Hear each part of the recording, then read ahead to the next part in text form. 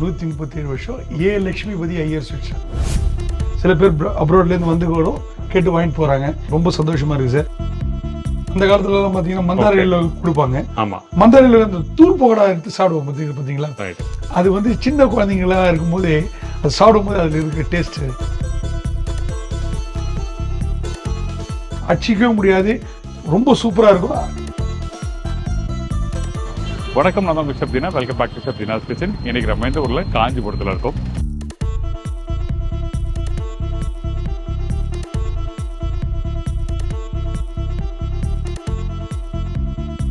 காஞ்சிபுரத்தில் பார்த்தீங்கன்னா நம்ம நிறைய ரெசிபிகளை பார்த்து வரோம். அந்த மாதிரி இன்னைக்கு நம்ம பார்க்கக்கூடிய ஒரு முக்கியமான ரெசிபி பார்த்தீங்கன்னா இந்த வெங்காய பகோடா. இந்த ஆனியன் பகோடா வந்து கரம் பகோடான்னு சொல்லுவாங்க.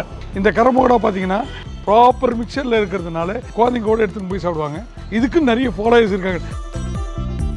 நம்ம கரம் பகோடா பார்த்தீங்கன்னா கடவுளில் எடுத்துகிட்டு போகும்போதே அவ்வளோ வாசனையாக இருக்கும். இந்த ஆனியன் பகோடா வந்து ஆல் டைம் ஃபேவரட், எல்லாருக்குமே எப்பவுமே பிடிக்கும்.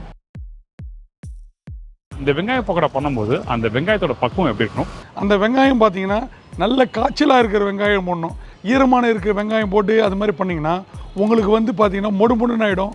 அது தன்மைகள் மாறும். வெங்காயம் நம்ம ப்ராப்பராக கட் பண்ணி ப்ராப்பர் மேனரில் நம்ம மிக்ஸ் பண்ணோம்னா டேஸ்ட் வந்து பார்த்தீங்கன்னா அருமையாக கிடைக்கும். இதுக்கு ஒரு மசாலா போடுறாங்க, அதாவது கரம் மசாலா போடுறாங்க. அது மட்டும் இல்லாமல் இதை வந்து நம்ம வந்து பகோடாவில் அந்த வெங்காயத்தோட மிக்ஸ் பண்ணும்போது அதை போடுவோம்.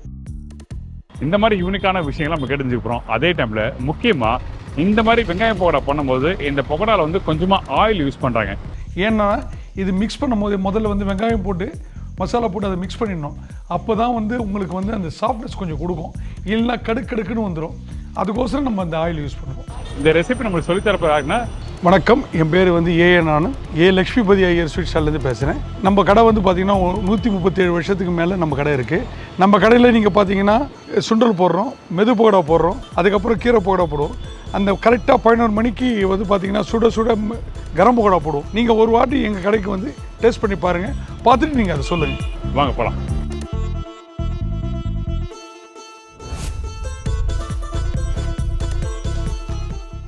சார் வணக்கம். வணக்கம் சார். நல்லா இருக்கீங்களா? நல்லா இருக்கு சார். ரொம்ப சந்தோஷம் திருப்பி உங்களை பார்க்கறது. முதல்ல thanks to your cruise and other things. நீங்கள் பண்ணதுக்கு மெது பகோடாக்கு சொன்னதுக்கு ரொம்ப சந்தோஷம். அதே மாதிரி சுண்டல், இது தேன்குழல், அதுக்கப்புறம் ஓட்ட வடை, சோன்பப்படி இதெல்லாம் பண்ணோம். நல்லா ரீச் ஆச்சு. கஸ்டமர்ஸும் வந்து நல்ல support. Tamil Nadu and then abroad எல்லாருமே ஃபோன் பண்ணி கேட்குறாங்க. சில பேர் அப்ராட்லேருந்து வந்து கூட கேட்டு வாங்கிட்டு போகிறாங்க. ரொம்ப சந்தோஷமாக இருக்குது சார். அதுக்கு வந்து one second thanks to you and your crews as well as கஸ்டமருக்கும் ரொம்ப நன்றி. அதே டைமில் அவங்களுக்கு தான் ஒரு பெரிய நன்றி சொல்லணும். Thank you sir. ரொம்ப நன்றிங்க. கஸ்டமர்ஸ் ஆகிய உங்களுக்கு மிகப்பெரிய நன்றி. இந்த ஃபீட்பேக் ரொம்ப கேட்கறதுக்கு அழகாக இருக்குது, ரொம்ப ஹாப்பியாகவும் இருக்குது, ரொம்ப சந்தோஷமாகவும் இருக்குது. Thank you sir. அப்போ நம்ம பண்ண ஆரம்பிக்கலாமா? கண்டிப்பாக சார், கண்டிப்பாக ஆரம்பிச்சிடலாம் சார். இப்போ இந்த இடத்துல இந்த ரெசிபிக்கு தேவையான பொருட்களை கரெக்டாக பார்த்துங்க. நம்ம இப்போ செய்ய போகிற பகோடாக்கு வந்து தேவையான பொருட்களை நான் சொல்கிறேன். வெங்காயம் 1 கிலோ, கடல மாவு 1/2 கிலோ, அரிசி மாவு 1/4 கிலோ, கரம் மசாலா தூள் வந்து 25 கிராம், தனியா தூள் 25 கிராம், பச்சை மிளகா வந்து 75 கிராம், பூண்டு 50 கிராம், இஞ்சி 50 கிராம், சோம்பு வந்து 25 கிராம், கருவேப்பிலை ஒரு 10லேருந்து 15 கிராம், உப்பு ஒரு 10 கிராம்லேருந்து 15 கிராம் வரைக்கும். பொரிக்கிறதுக்கு தேவையான ஆயில். ஃபர்ஸ்ட் வந்து வெங்காயம் போடணும் சார். சரி, ஓகே. இந்த வெங்காயத்தை கட் பண்ணி வச்சுருக்கோம், 1 கிலோ வெங்காயம். இந்த வெங்காயம் ஆக்சுவலாக வந்து இந்த மாதிரி பகோடா போடும் போது இது எப்படி இருக்கணும்? வெங்காயத்தை வந்து தோல் உரிச்சிட்டு இது இந்த சைஸில் நம்ம கட் பண்ணால் போதும் சார். ஓகே. ஏன்னா ரொம்ப கட் பண்ணிவிட்டு ரொம்ப நேரமும் விடக்கூடாது. ரொம்ப நேரம் விட்டிங்கன்னா நீர் விட்டு போயிடும். பொதுவான வெங்காயத்துக்கு வந்து நீர் விட்டு நீர் விட்டு போச்சுன்னா கலக்கும் போது உங்களுக்கு வந்து இன்னும் லூஸ் ஆகும். அப்போது தண்ணி வந்து சேர்க்கறது கம்மியாகும். ஆனால் வந்து ஒரு மாதிரி கல் மாதிரி ஆகிறதுக்கான வாய்ப்புகள் உண்டு. கட் பண்ணி உடனே போயிட்டு பண்ணால் தான் அதுக்கு இன்னும் கரெக்டாக வரும். இப்போ நம்ம போட்டுடலாமா சார்? சரி, ஓகே.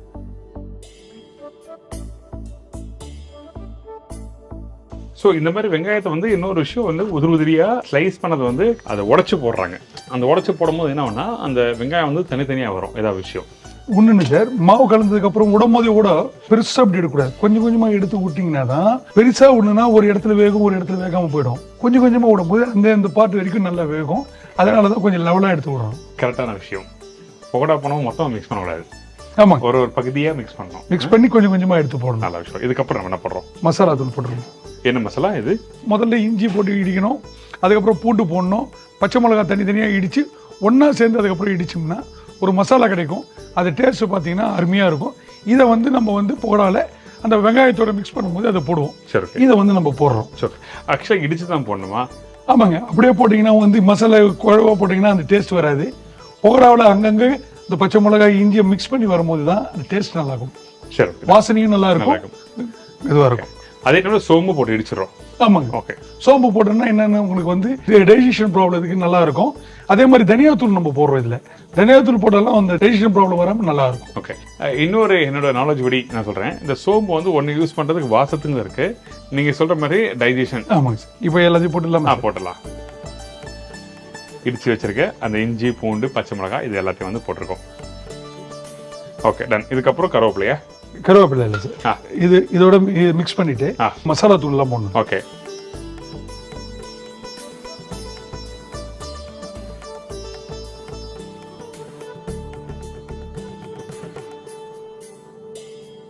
அதுக்கப்புறம் கரம் மசாலா தூள். கரம் மசாலா இப்போ பெரும்பாலும் வந்து பார்த்தீங்கன்னா அதிகபட்சம் நானும் யூஸ் பண்ணது பார்த்தீங்கன்னா இந்த இடத்துல சோம்பு யூஸ் பண்ணியிருக்கேன். முழு சோம்பு இல்லை இடித்த சோம்பு பவுடர் யூஸ் பண்ணுவோம். ஆனால் மல்லித்தூள் போட்டிருக்கீங்க, மல்லித்தூள் நான் போட்டிருக்கேன். ஆனால் கரம் மசாலா யூஸ் பண்ணுறதுக்கு என்ன காரணம்? ஏன் கரம் மசாலா யூஸ் பண்ணுறோம்? இதில் பார்த்தீங்கன்னா பட்டை லவங்கம் இதெல்லாம் வந்து டைரெக்டாக நம்ம ஆட் பண்ணும் போதே ஒன்றும் பாதிமாக இருக்கும், அரைவே இருக்காது. கரம் மசாலா எல்லாமே இருக்குது. அரைச்சி வைக்கும் போதே ஒவ்வொன்று, அதாவது மராட்டி மொகு, அன்னாச்சி மொகு, அதுக்கப்புறம் வந்து பட்டை லவங்கம், இது எல்லாமே வந்து மசாலா கரம் மசாலா சேரும் போதே வாசனை எது இருக்கும், இதனுடைய டேஸ்ட்டை என்ரிச் பண்ணி கொடுக்கும். அதுக்கு தான் இந்த கரம் மசாலா நம்ம யூஸ் பண்ணுறோம். இதுக்கப்புறம் உப்பு சார். உப்பு இந்தாங்க. இதுலேருந்து 5 கிராம். சரி, ஓகே. உப்பு போட்டிருக்கோம். இதுக்கப்புறம் இது எல்லாத்தையும் நல்லா மிக்ஸ் பண்ணுறோமா? கருவேப்பிலை போடுறோமா? கருவேப்பிலை வந்து லாஸ்ட் சார். ஓகே. பொடிச்சு இருக்கும்போது அது போடும்போது போட்டா போதும், அப்போ அது வாசனை கிடைக்கும். சரி, அதுக்கப்புறம் வந்து ஆயில், எண்ணெய் இப்போ ஊற்றிடுமா? ஆமாம் சார். ஓகே. எண்ணெய் இப்படி ஊற்றுறதுக்கு என்ன காரணம்? ஏன் யூஸ் பண்ணுறோம்? இந்த எண்ணெய் இதில் போட்டு மிக்ஸ் பண்ணிவிட்டு அதுக்கப்புறமா தான் வந்து உங்களுக்கு வந்து கடல மாவு அரிசி மாவு போடணும். அது என்ன காரணம்? என்னென்னா இப்போ இது டைரெக்டாக போட்டிங்கன்னா இது தண்ணி நீர் விட்ருக்கும்னு சொன்னீங்க, எப்படி இருந்தாலும் நீர் விடும். ஓகே.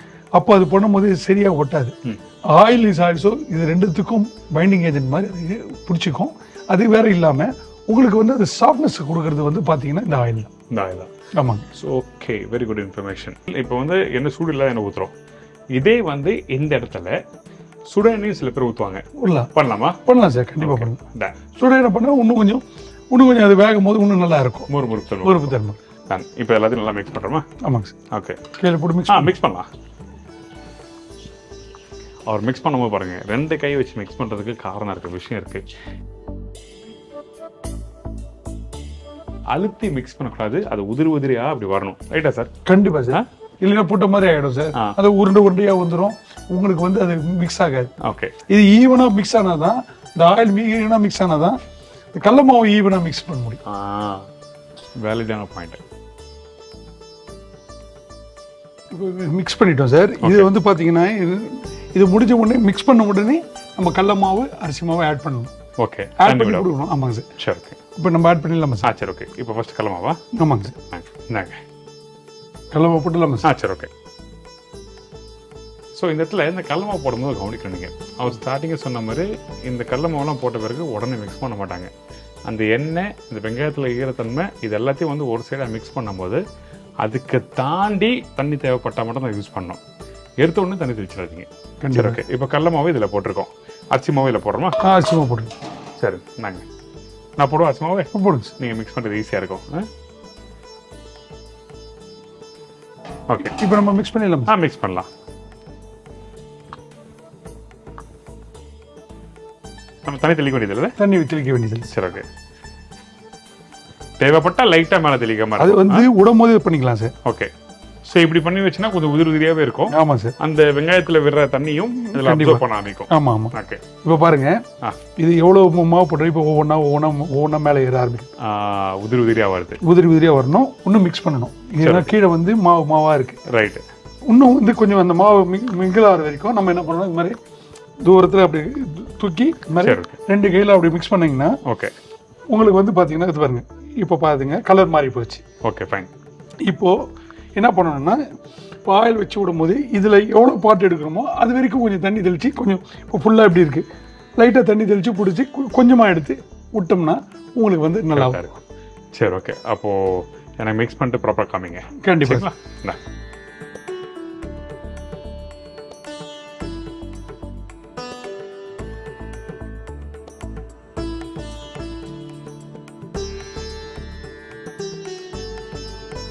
சார் இப்போ இது மாதிரி பண்ணியிருக்கோம் பார்த்தீங்களா, இதுதான் பக்குவம் சார். இதுக்கு மேலே நீங்கள் எது பண்ணாலும் கட்டி ஆகிடும், இல்லைனா இதுக்கு மேலே தண்ணி ஊற்றினா லூஸ் ஆகிடும். இந்த பக்குவத்துக்கு போட்டால் தான் கரெக்டாக வரும் சார். இதுதான் ஸ்டேஜ். கண்டிப்பாக இதுதான் ஸ்டேஜ். இதில் இன்னொரு பியூட்டி என்னென்னா, நாங்கள் வந்து பொதுவாக பார்க்குறது என்னென்னா, இதில் எடுத்து இந்த மாவு கலந்ததுக்கப்புறம் எடுத்து சாப்பிட்டு பார்த்தா இதில் உப்பு கொஞ்சம் அதிகமாக இருந்தால் பொரிச்சு வரும்போது அது கொஞ்சம் குறையும். ஓகே, அப்போ நம்ம உப்பு அதிகமாக இருக்கா கம்மியாக இருக்கான்னு அப்பயும் பார்த்துக்கலாம். நிறைய பேர் அது பார்க்குறாங்களா இல்லையான்றது தெரியாது, ஆனால் நாங்கள் பார்ப்போம். சரி, ஓகே, ஃபைன், ஓகே. அப்போ இதுதான் பக்கம் நம்ம ஃப்ரை பண்ண ஆரம்பிச்சு. கண்டிப்பாக ஃப்ரை பண்ண ஆரம்பிச்சு. எப்படி போடுறீங்க அதை சொல்லி போடுங்க, ஏன்னா அதை போடும்போது ஒரு பக்கம் இருக்குல்ல. இல்லை சார், இப்போது இவ்வளோ இருக்கு இல்லையா, இவ்வளோ கொஞ்சமாக எடுத்துகிட்டு சரி, ஓகே, பார்த்தீங்கன்னா பாருங்க, இதை உதிரியா உடைச்சு போடணும். உடைச்சு உடனே போட்டுகிட்டே இருக்கணும். ஏன்னா அப்போதான் உங்களுக்கு வந்து ஒரே மாதிரி வேகாடு கிடைக்கும். இல்லைன்னா உங்களுக்கு டைம்ல இல்லைன்னா ஒவ்வொன்று பெருசாக வந்துடும். ஸோ உதிரியா உடைச்சு போடணும். ஆமாம், இது வந்து சைடில் தான் போடணும். ஓகே, நடுவில் போட்டிங்கன்னா உங்களை அனல் அடிக்கும், கையில் வந்து பிரச்சனையாகும். இப்போ பார்த்தீங்கன்னா உங்களுக்கு வாசனை எப்படி இருக்குது பார்த்தீங்களா? Okay, fine. ஃப்ரை ஆக சூப்பரான வாசம்.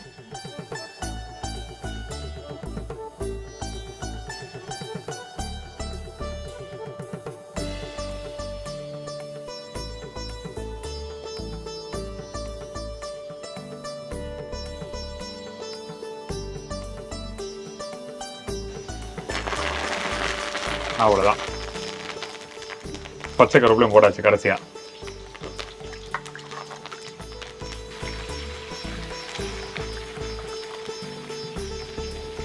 இப்போ இது பார்த்தீங்கன்னா இது வேந்துட்டு இருக்குது.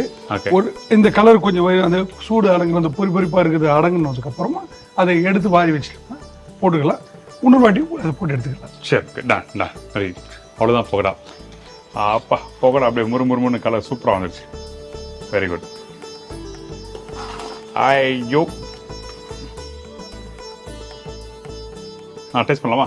கண்டிப்பாக. ஓகே, சுட பகோடா. எப்பவுமே கடைக்கு போயிட்டு அவங்க போட்டு வச்சுருப்பாங்க. போட்டு வச்சதை வந்து நம்ம எப்படியும் ஒரு 5 மணி நேரம் 6 மணி நேரம் கழிச்சு சாப்பிட்ருப்போம். ஆனால் இந்த மாதிரி சுட ரெடியான சாப்பிட்றது ஒரு தனி ஒரு சுகம். கண்டிப்பாக. இன்னொன்று, இந்த பகோடா எடுக்கும்போது இங்கே பார்த்தீங்கன்னா கையில் அந்த முறுமுறுப்பு தன்மை கையில் எடுக்கும்போது தெரியுது. எல்லாமே வந்து தூளாகவே எப்படி இருக்குது. வெங்காயம் ஈவனாக ஃப்ரையாக இருக்குது. கலர் பார்த்தீங்கன்னா பர்ஃபெக்டான ஒரு கலர். முக்கியமான விஷயம், கோல்டன் ப்ரௌன் சொல்லுவாங்க அந்த கலரில்.